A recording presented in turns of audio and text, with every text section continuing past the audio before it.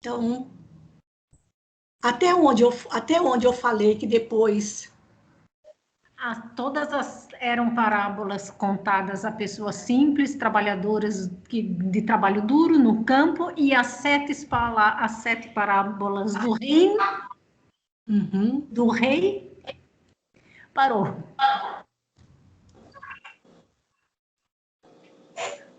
Pessoal, nós já voltamos, né? Já estamos aqui de novo. Para quem não estiver aparecendo nada, vou fazer só mais um teste. Eu vou voltar aqui na tela do Skype.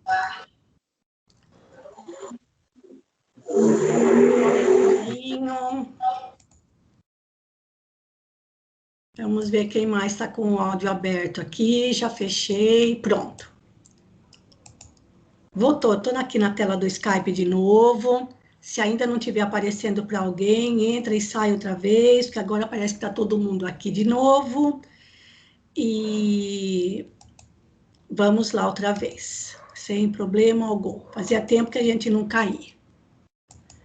Bom, eu comentava que para nós, a parábola do trigo e do joio parece assim muito sem graça, se a gente for pensar na exuberância que foi a parábola do semeador. Acontece que tem também sempre aqueles detalhes que são desconhecidos da gente, porque além da distância de tempo, além do tempo, né, já se passaram 2000 anos, existiam costumes que nós aqui não temos, ou pelo menos não conhecemos, e ainda mais na atualidade, seria inimaginável pensar que alguém durante a noite pudesse entrar numa lavoura e semear no mesmo buraco onde foi semeado alguma coisa antes. Então, é isso que nós precisamos ter atenção para não analisar com os nossos olhos ocidentais, com a nossa percepção racional demais em relação ao que Jesus nos diz, tá bom? Na sequência, gente, novamente alguém aí deve estar com o áudio aberto, por favor, confiram para mim. Margarete, vamos deixar assim para destrinchar o sentido espiritual quando a gente começar a trabalhar com os livros do Carbar e do Caligares, mesmo porque depois aqui vem algumas colocações do Torres Pastorino, que eu vou pegar só aquilo que é interessante para nós, tá? É o que está escrito aqui, olha. A semeadura é boa, e não há razão para vigilância noturna, enquanto as sementes ainda se encontram sob a terra. E os lavradores aproveitam a noite para dormir. Aproveitando-se da escuridão, alguém percorre os sulcos recém-semeados de trigo e lança à terra fofa a semente do joio. Daí Jerônimo avisar aos chefes da igreja que não durmam, para que não se façam semeaduras de heresias entre os fiéis. Aí ele fala alguma coisa sobre o joio. O joio que vem do grego zizânia ou cisânia, como a gente encontra em algumas traduções. Essa tradução aqui do Torres Pastorino começa de uma maneira diferente. Olha lá, assemelhou-se o reino dos céus. O verbo está no passado. E quando a gente vai procurar, a minha referência aqui é sempre a Bíblia de Jerusalém, o verbo está sempre no presente. O reino dos céus é semelhante, porque quando a gente lê aqui assemelhou-se, dá a impressão que se assemelhou e não é mais semelhante. O fato de estar usando aqui o verbo no passado. Então, não gostei muito da tradução dele, mas eu só estou usando para mostrar para vocês, para que a gente tome conhecimento de alguns aspectos culturais daquela época, que pelo menos para mim eram desconhecidos. O joio é uma planta que apresenta grande semelhança com o trigo, pois também é uma graminácea, ou seja, é um capim, quando está brotando. E também frutifica em espigas, embora menores e mais magras que as do trigo. Se fôssemos nós que estivéssemos numa plantação e os dois estivessem crescendo juntos, pela nossa falta de experiência nessa área, certamente a gente ia dizer, nossa, que linda essa plantação de trigo, sem saber que ali tinha joio misturado, não é? Então, o grãozinho do joio é um cereal venenoso, com efeitos de náuseas e embriaguez por causa de um cogumelo microscópico que vive em simbiose com o grão. Agora, isso que eu achei interessante, olha, quando se formam as espigas, aí sim é que se torna fácil distingui-lo do trigo, mas com ele se confunde durante todo o crescimento. Porque quando surgem as espigas com os grãozinhos dentro, seria o fruto daquela gramínea. Né? Como diz Jesus, né? Pelos frutos os conhecereis, não é? Bom, enquanto isso não acontece, são dois capins que estão crescendo um ao lado do outro, extremamente parecidos. Abundantes, sobretudo no Oriente e na Palestina. O hábito, olha só isso, gente, o hábito de querer prejudicar alguém, plantando sementes nocivas em campos úteis, não devia ser raro, pois foi previsto até no Código Penal de Roma. Olha que coisa interessante isso. Se você quisesse prejudicar, se alguém quisesse prejudicar um seu adversário, o seu inimigo, que fosse lavrador, que trabalhasse ali no campo, e enquanto o dono dorme, eles iam lá e colocavam a semente do joio no mesmo buraquinho onde estava a semente do trigo. E isso era crime. Mas vai pegar aquele que fez isso, porque ele está na sombra da noite. Olha que coisa incrível. Eu não sabia disso. Agora, para nós hoje, pleno século XXI, onde a lavoura está com uma tecnologia impressionante. Realmente o dono poderia dormir sossegado, porque ele tem câmeras que pegam toda a sua plantação, de quem entra e de quem sai da sua lavoura, tem os drones. Então, isso para nós, no nosso século, seria inviável, não aconteceria. Mas era uma prática comum naquela época. E, aliás, uma prática cruel, porque mesmo porque, ao crescer o joio, ele também está utilizando os nutrientes do mesmo solo, fazendo com que o trigo fique com menos nutrientes do que se ele tivesse ali sozinho no campo. É curioso isso, né, gente? Mas, continuando, que é só mais esse pedacinho aqui, ó. Quando os lavradores percebem o fato, e olha, até perceberem o fato, quanto tempo se passou até que o trigo e o joio crescessem e as espigas surgissem. Aí eles vão perguntar para o proprietário da terra como terá ocorrido esse desastre. Dada a explicação e proposta a extirpação do joio, então, porque os servos queriam já arrancar tudo ali na hora. E aí o senhor, o dono, o proprietário, diz que para eles aguardarem a colheita quando o trigo crescendo mais alto, será mais fácil de distinguir. Será então colhido o joio junto com a palha e queimado. E o trigo será recolhido ao celeiro. Então, o texto, gente, basicamente é isso. Só com essa novidade desse tipo de crime, que tudo indica que era muito comum naquela época, o que não deixava de causar prejuízo, sobretudo por utilizar todos os nutrientes do solo para crescer alguma coisa que não serviria para alimentar ninguém, tá bom? Margarete, que você leu, quer fazer algum comentário em relação ao texto, sem as interpretações ainda, porque isso vem depois. E mais alguém quer fazer algum comentário? Por mim não, tá tudo ok, Maruísa. Tá tudo ok? Obrigada. Tá bom. Obrigada, Margarete. A gente vai agora, então, para a explicação da parábola. Porque, vejam, assim como a parábola do semeador, os discípulos não entenderam a parábola do joio. Quer dizer, cara, acho que Jesus falou assim, oh, meu Deus, né? Eu expliquei a parábola do semeador para eles e eles não estão entendendo uma que é no mesmo estilo da outra, quase, né? Então, vamos lá. Agora vem aqui a explicação da parábola. Vamos lá, Albertinho. Boa noite a todos. Boa noite. Tendo, então, deixado as turbas, veio para casa.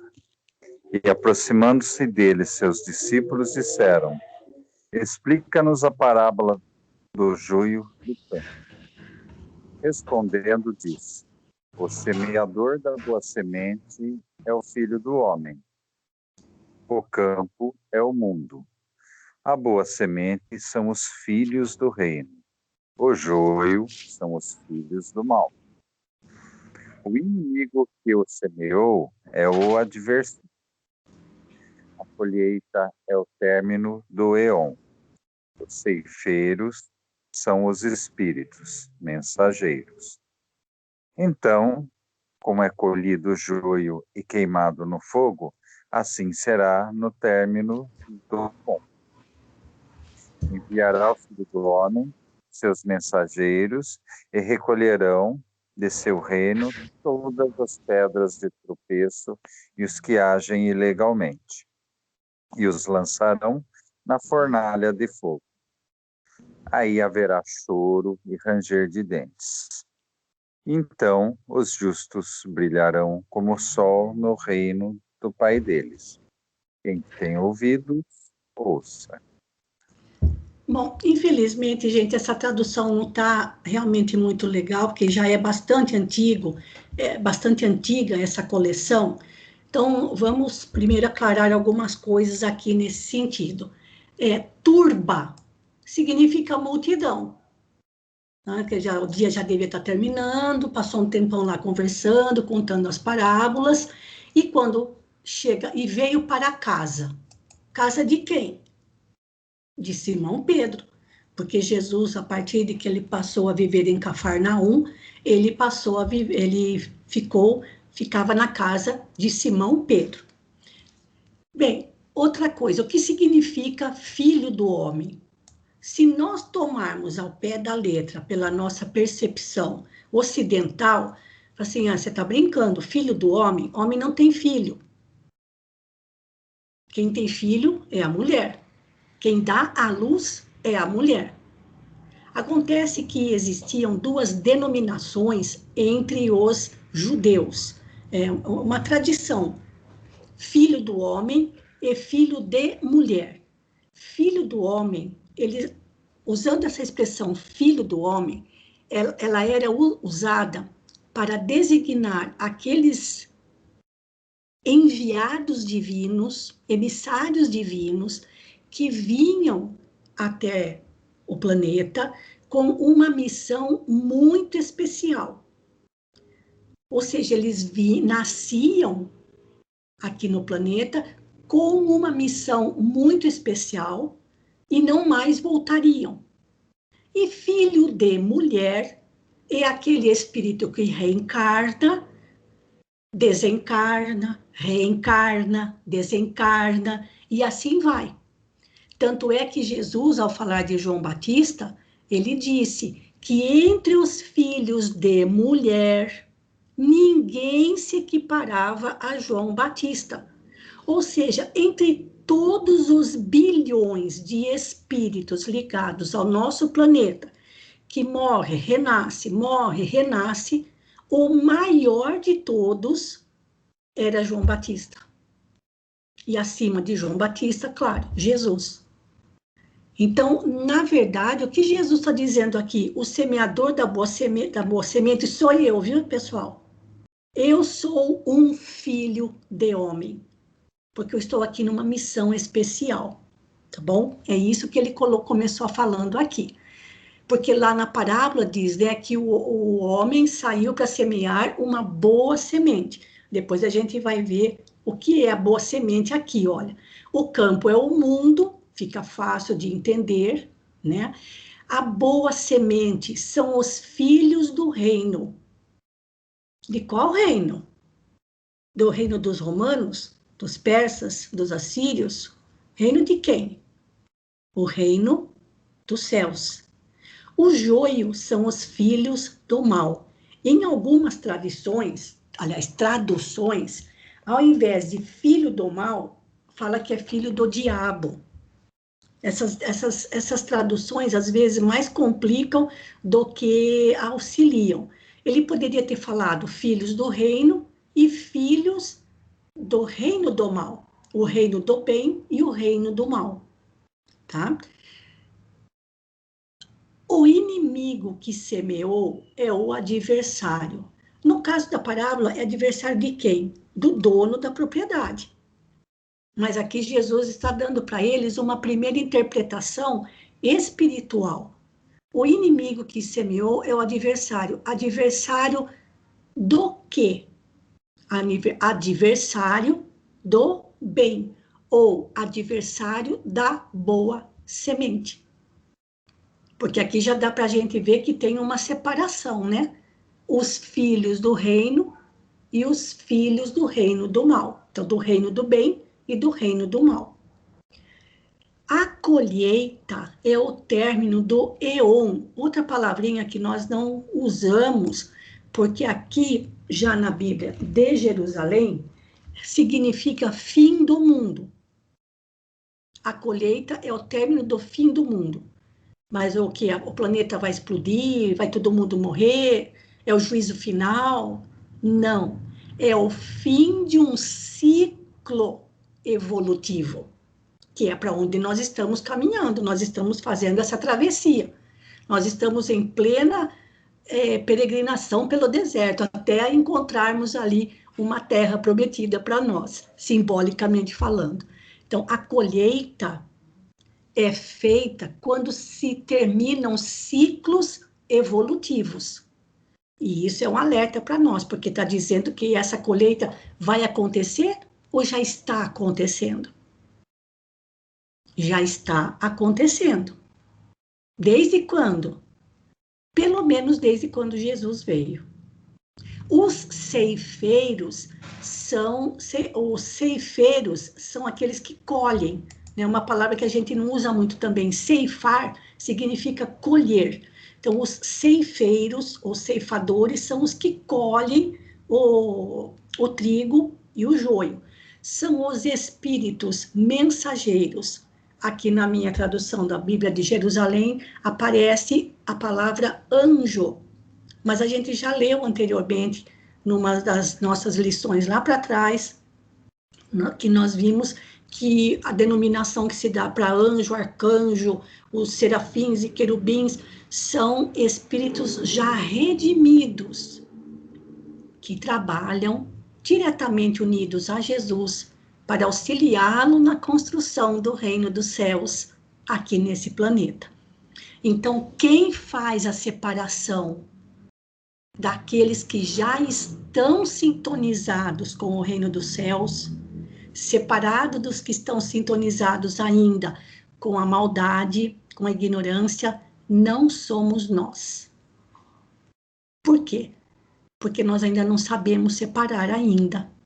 São aqueles espíritos que têm mais conhecimento e, sobretudo, mais amor.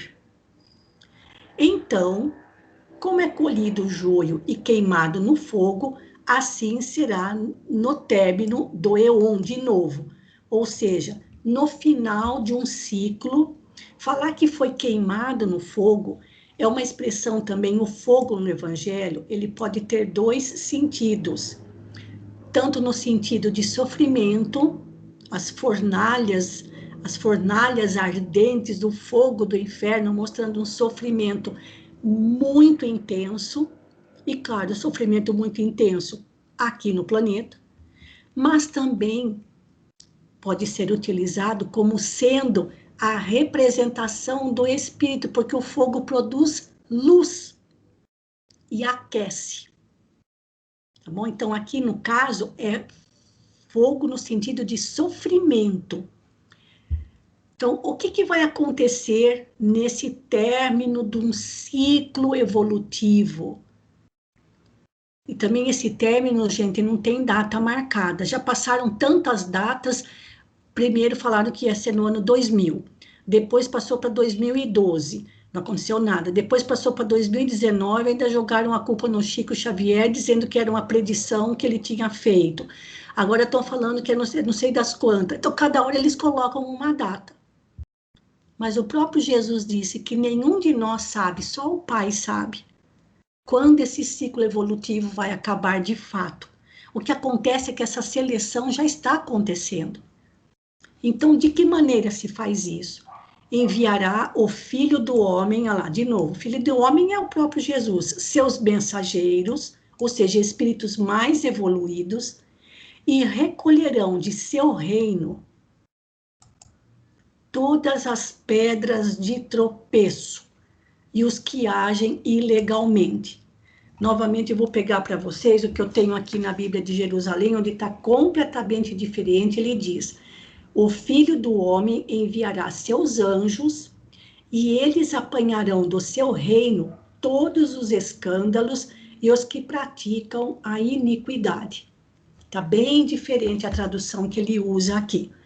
Mas, enfim, essa seleção já está acontecendo, mas quem faz não somos nós. E os lançarão lá na fornalha de fogo, e aí haverá choro e ranger de dentes. Outra expressão que aparece muito no Evangelho, mostrando o sofrimento atroz para aqueles que praticaram o mal ou se envolveram com a maldade por livre e espontânea vontade. Ou seja, vontade de praticar o mal. Não significa que vai realmente arder nas fornalhas do fogo do inferno. Esse sofrimento é espiritual, é moral, é material, é aqui na terra mesmo. Ou para um outro lugar. Então, os justos, aliás, falar que alguém, na época dos judeus, dizer que um homem era justo, era dizer que ele seguia e praticava as leis da Torá. Brilharão como o sol no reino do Pai deles. Quem tem ouvidos, ouça. Porque essa expressão, quem tem ouvidos, que ouça. Não se trata de escutar. É no sentido de ouvir, prestando atenção. Certo, gente? Mas, enfim, infelizmente aqui, o Torres Pastorino, ele não faz assim uma colocação muito interessante, porque como eu já comentei com vocês, ele é um pouco não, ele é um tanto quanto esotérico, então eu prefiro não entrar nos detalhes que ele faz aqui, porque realmente, aliás, a descrição dele aqui também foge um pouquinho dos nossos interesses, da nossa, né, dentro do espiritismo. Eu vou pegar só o parágrafo final.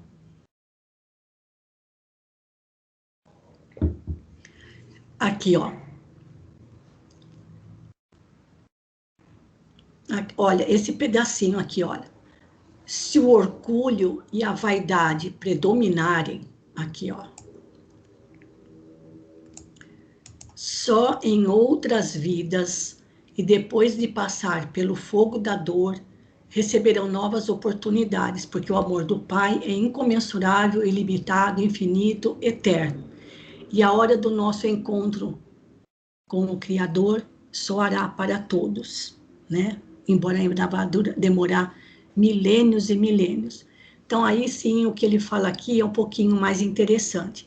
Não nos esqueçamos, porém, de que essa separação será feita automaticamente pelo princípio da frequência vibratória, sendo atraído cada espírito para o ambiente de acordo com a sua sintonia íntima, como acontece com o rádio. Nos rádios, selecionamos estações e conforme ali o botãozinho do dial, a gente coloca na estação que a gente quer.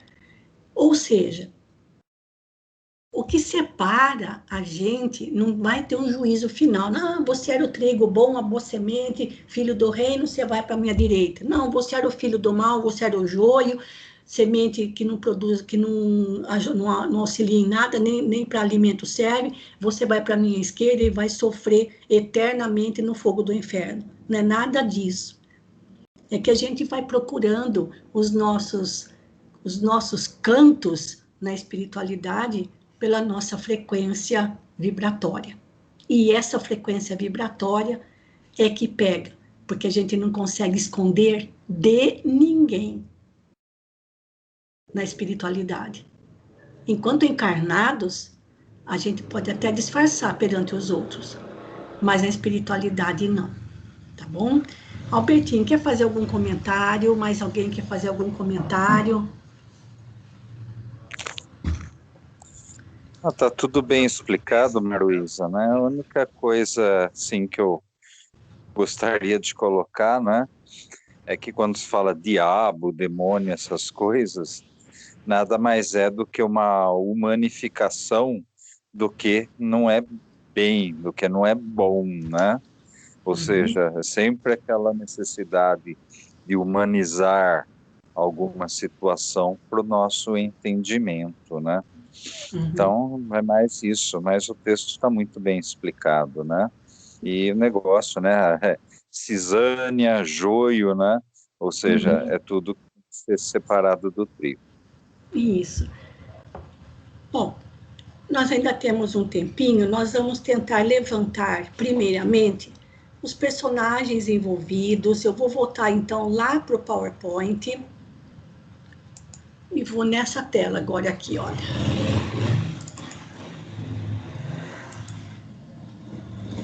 Já apareceu aí para vocês? Sim, Malu, sim. Sim. É porque, às vezes, quando eu mudo, às vezes, de tipo de arquivo, eu vou ser um pouquinho mais cuidadosa. Eu vou fazer o seguinte, eu vou voltar no texto lá do Skype, eu vou parar de compartilhar e vou compartilhar novamente, porque, às vezes, para alguém pode dar algum problema, tá bom? Então, vamos lá. Vamos tentar relacionar, e vocês me digam daí se a gente esqueceu alguma coisa, e os personagens. É a primeira coisa. Quem são os personagens que fazem parte da parábola? Pode ter mais de uma, às vezes não tem nenhum personagem. Então, como eu comentei com vocês também, gente, é sempre interessante para quem tem o Novo Testamento ficar com o seu Novo Testamento aberto para poder ir fazendo até as suas próprias anotações no texto do próprio Evangelho, tá bom? Para poder acompanhar com mais facilidade. Então, vamos lá. Como a gente já viu, quem semeou a boa semente, a parábola começa dizendo que um homem semeou uma boa semente, e nós já descobrimos que esse homem, que o próprio mestre explica que é o filho do homem, ou seja, é ele mesmo, seria o personagem principal. O inimigo desse homem, ou o inimigo da propriedade ou dos seus servos, enfim, um adversário. Então, aqui eu aproveito para fazer mais uma vez, gente, a diferença entre as palavras Satanás e diabo, que não são entidades, são conceitos linguísticos. A palavra Satanás significa adversário, aquele que é do contra.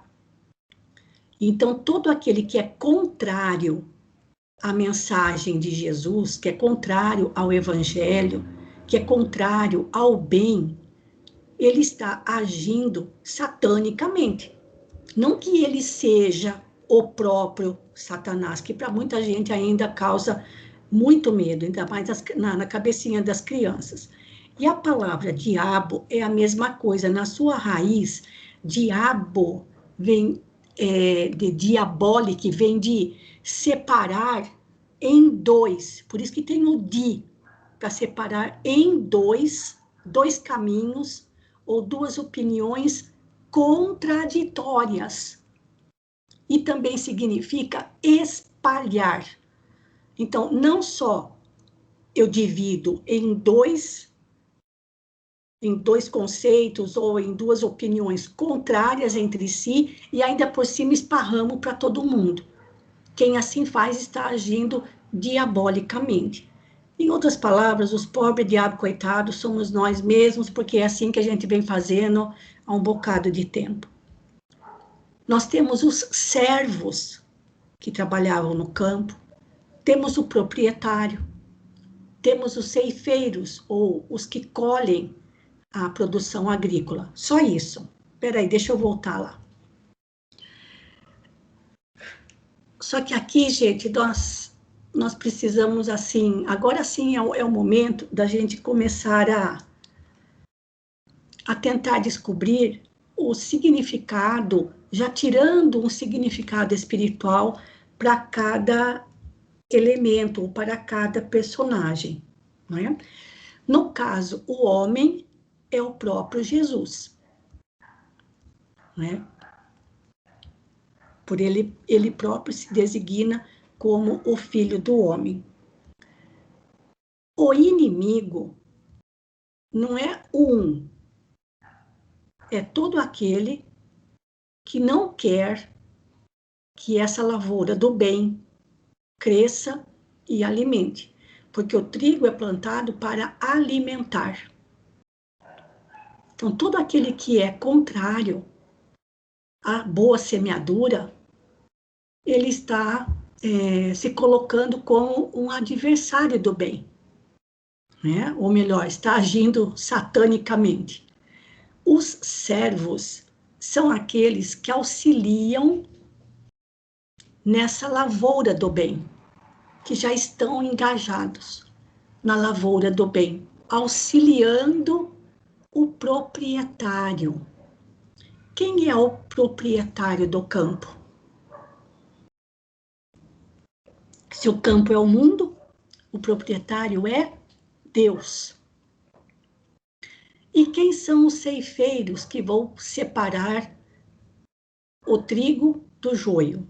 Como a gente já comentou antes, são aqueles espíritos já redimidos, que já alcançaram um nível de sabedoria e de amor suficientes para auxiliar tanto a uns quanto a outros. Porque, embora na parábola o joio vá ser lançado no fogo, vai ser queimado, né, vai secar e ser lançado ao fogo, espiritualmente falando, nós não podemos pensar que aqueles que se envolvem com a maldade estão condenados pelo dogma das penas eternas a um sofrimento sem fim. Tem mais algum que eu esqueci? Porque depois a gente vai completando aqui, certo, gente? Por favor, nunca pensem que o que eu estou dizendo é a palavra final, tá bom? Porque a gente percebe algumas coisas e acaba deixando outras de lado. Alguém citaria mais alguma coisa? Ainda não? Se lembrar, depois a gente completa, tá bom, gente? Que eu também tenho meu caderninho aqui e vou anotando o que ficou faltando. Ainda temos tempo mais um pouquinho. Vamos ver o lugar. O lugar tem, como eu comentei, tem o lugar onde a parábola foi contada e tem o lugar a que a parábola faz referência. Então, o lugar onde a parábola foi contada, a gente já falou, é lá na cidadezinha de Cafarnaum, nas margens do lago, do grande lago da Galileia. Tá aqui. Agora, na parábola, o lugar que aparece é um campo, representando, na própria explicação de Jesus aos discípulos, o campo como sendo o mundo. E aqui vem uma colocação. Qual mundo? Material, espiritual, os dois. Só o planeta Terra. não é? Então, vamos lá. Aparece um celeiro, onde o trigo vai ser guardado. E é interessante esse negócio do celeiro, que na área agrícola, isso ainda é tão comum, um lugar para se guardar os grãos,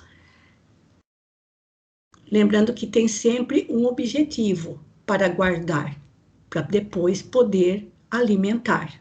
Mas vamos deixar aí que as coisas apareçam mais naturalmente, para eu não ficar entregando tudo e achando que tudo que eu estou falando é assim que tem que ser, tá bom, gente?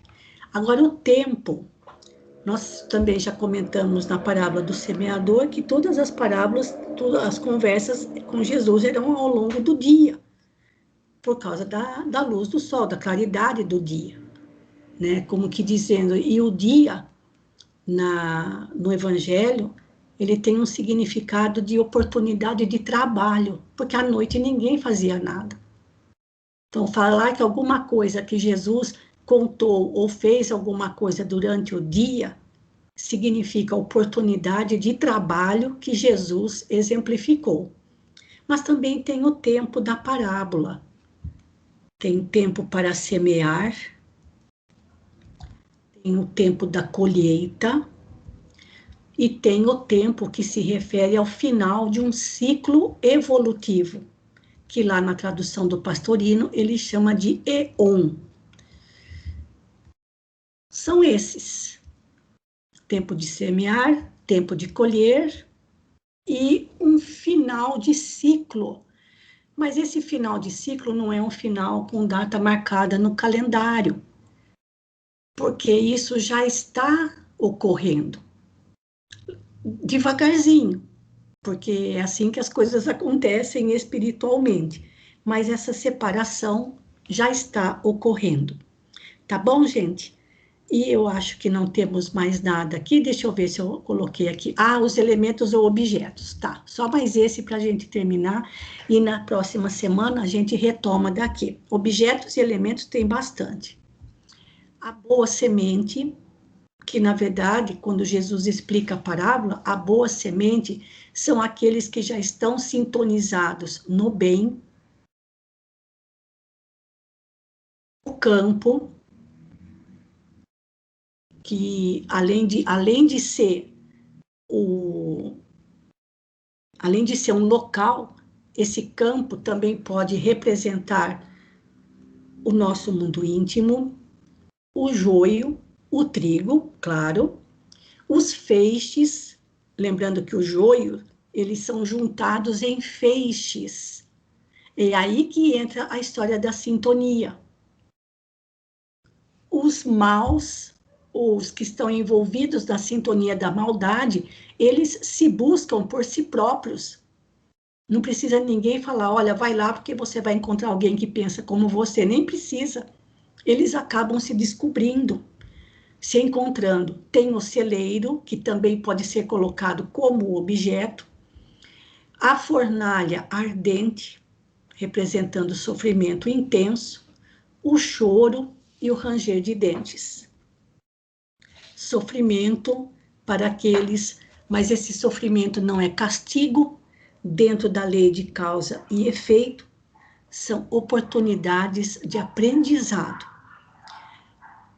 Pois bem, gente, ao longo da semana, se vocês puderem, ou pelo menos um pouquinho antes do nosso estudo, no próximo domingo, de vocês relerem individualmente essa parábola, para ver se não ficou alguma coisa para trás, para que a gente possa complementar essa listinha. Porque o que fica faltando para a gente na próxima semana é justamente o como. Como é que Deus permite que o joio cresça ao lado do trigo? Por que ou como duas plantas, representando duas situações, duas atitudes? E quando a gente estuda o Evangelho, a gente vai encontrar muito essa dualidade. O bem, o mal, o justo, o injusto, e o joio e o trigo. Então, nós vamos deixar para pensar melhor sobre as ações, que é o como, para a próxima semana. E se vocês puderem, então, reler e ver se ficou faltando mais alguns elementos. A Celina, que acompanha os nossos estudos, a Celina, a Ritinha não fica de domingo, mas eu sei que ela também tem tudo anotadinho de quando nós estudamos essa parábola. Não tenho a data, Celina, se tiver a data, por favor, conta para nós quando foi que nós estudamos a parábola do joio e do trigo. 2013. 2013, então, faz um tempo, acho que logo no comecinho, né? Isso. Logo no comecinho de 2013. Então, aí ao longo da semana, vocês, por favor, vão pensando mais um pouquinho, para a gente poder completar essa listinha e depois passar para as interpretações, ou seja, tentar tirar o sentido espiritual. Por que, como, para que Deus permite que o joio cresça ao lado do trigo? O que o joio representa, o que o trigo representa? E nós vamos encontrar essa dualidade em muitas partes do Evangelho, tá bom? Com isso, nós terminamos a nossa exposição, a nossa primeira apresentação aqui a respeito desta parábola. E para finalizar, eu vou pedir para a Rosana fazer a prece de encerramento para nós. Boa noite a todos.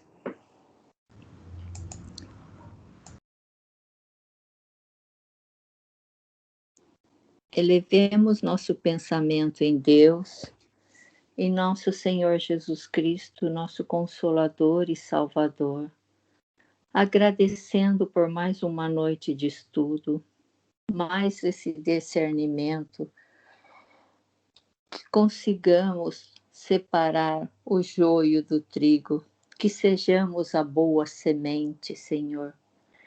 E obrigado pela oportunidade, mais um dia de vida.